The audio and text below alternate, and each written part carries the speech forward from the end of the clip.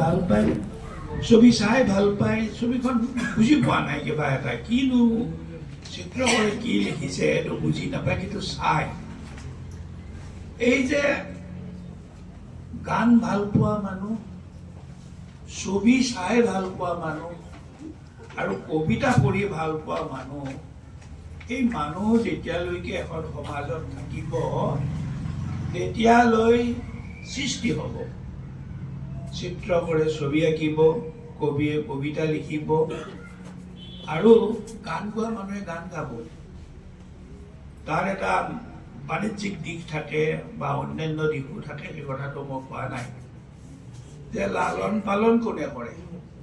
কবি এগৰাকীক, চিত্ৰকৰ এগৰাকীক লালন পালন কোনে কৰে? বা গায়ক বা গায়িকা এগৰাকী কোনে লালন পালন কৰে? পঢ়োতা, দৰ্শক আৰু শ্ৰোতা।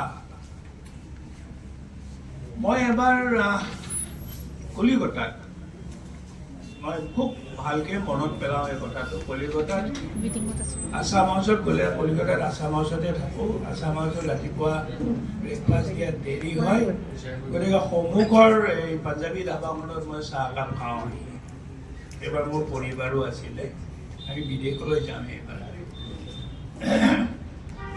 তাৰপিছত পাঞ্জাবীগৰাকীয়ে টেলিগ্ৰাফখন লৈ পঢ়ি আছে, টেলিগ্ৰাফখন লৈ মোক বুজাইছে, চিনাকি আৰু প্ৰায়ে তাতে চাহ খাওঁ। দেখিয়ে হুছেইন চাহেব আহে কলকাতাতে। মই চালোঁ যে M.A. হুছেইন, মকবুল ফিদা হুছেইনৰ ফুল পেজৰ এটা ছবি দিছে আৰু মকবুল ফিদা হুছেইনৰ ছবিৰ বিষয়ে লিখিছে। মই গম পালোঁ যে ফিদা হুছেইন আমেৰিকাৰ পৰা, তেতিয়া তেওঁ এতিয়া এৰিছে, আমেৰিকাত থাকে, আমেৰিকাৰ পৰা আহিছে ছবি লৈ কলিকতালৈ।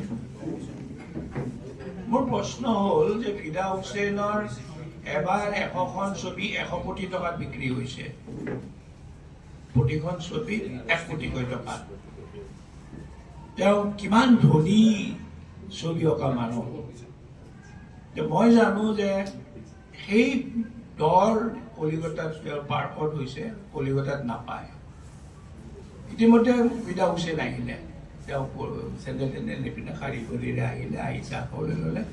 মই জীৱনত প্ৰথমবাৰৰ কাৰণে ফিদা হুছেইনক দেখিছোঁ আৰু থাওকতে মই কথাটো সুধিয়ে দিলোঁ যে আপুনি কিয় আমেৰিকাৰ পৰা ছবি লৈ কলিকতালৈ আহিছে? কলিকতাত জানো আপোনাৰ ছবি বিক্ৰী হ'ব?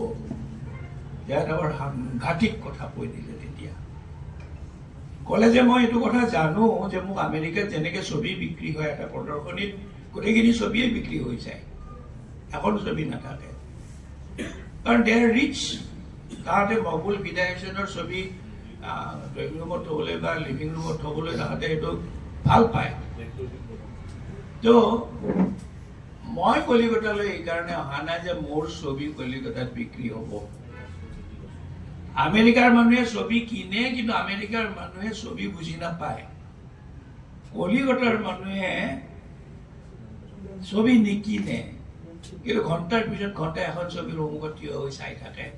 That means they understand, বুজে। এই বুজি পোৱা মানুহ হ'ল শ্ৰোতা। সংগীতৰ কাৰণে শ্ৰোতা, কবিতাৰ কাৰণে পাঠক, ছবিৰ কাৰণে দৰ্শক। এই মানুহখিনি যদি থাকে, কবি জীয়াই থাকিব, গায়ক গায়িকা জীয়াই থাকিব, লেখক জীয়াই থাকিব, আৰু ছবি অঁকা মানুহৰো মানে জীৱিকাৰ লগতে তেওঁলোকৰ উত্তৰণ ঘটিব। এই পাঠক শ্ৰেণীটো নাই। কবিতাৰ কিতাপ ময়ো 4-5খনমান উলিয়াইছোঁ, আৰু মই কেতিয়াও কবি সন্মিলনীত নাযাওঁ, কবিতাও পাঠ নকৰোঁ, মোক মাতিলেও মই নাযাওঁ, কাৰণ মোৰ এইটো কাৰবাৰ নহয় বুলি ভাবোঁ। মই মাষ্টৰ মানুহ, পঢ়া শুনা কৰোঁ, অন্তৰৰ তাগিদাত কেতিয়াবা কবিতা লেখোঁ, আৰু ইমানেই কথাটো। ঘটনাটো হ'ল কবিতা লিখিলে কবি হ'ব নোৱাৰে। তেওঁ কবি হ'ব পাৰিব যাৰ কবি, যদি আজি সুমিত ডাঙৰীয়াই যিটো কথা ক'লে, যাৰ কবিতা মানুহৰ অন্তৰত চুই যাব। আন্দোলনৰ সময়ত আন্দোলনকাৰীবিলাকে কিমান কবিতা বুজে নাজানো, কিন্তু দেশ বুলিলে দেশ নালাগে এই কথাটো গোটেই অসমতে ৱালত লিখা আছিলে। হীৰেণ ভট্টাচাৰ্যৰ ভালেমান কবিতা সেই সময়ত বিখ্যাত হৈ গৈছিলে। তো এই যে কবিতাটোৰ সাৰ্বজনীনতা আহে, মানুহৰ গ্ৰহণযোগ্যতা বাঢ়ে, আৰু তেতিয়াই কবিও সফল হয় আৰু কবিতাৰো সাফল্য হয়।